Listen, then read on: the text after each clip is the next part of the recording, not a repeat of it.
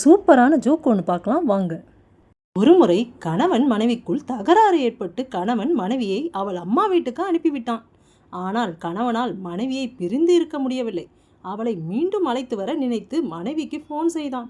கணவன், நீ இல்லாம என்னால் வாழ முடியவில்லை, வந்துவிடு, நாம் சேர்ந்து வாழ்வோம் அப்படின்னு சொன்னான்.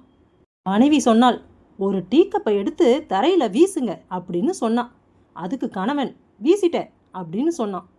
மனைவி சொன்னால், இப்போது கீழே உடைந்து கிடக்கும் அந்த உடைந்த கப்பை உங்களால் மீண்டும் ஒட்ட வைக்க முடியுமா?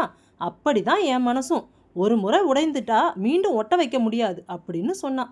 அதுக்கு கணவன் என்ன தெரியுமா சொன்னான், நான் வீசினது பிளாஸ்டிக் கப்புடி, உடையவே இல்லையே அப்படின்னு சொல்ல மனைவி, சரி சரி கோவப்படாதீங்க, ஈவினிங் வந்து கூட்டிட்டு போங்க அப்படின்னு சொன்னான்.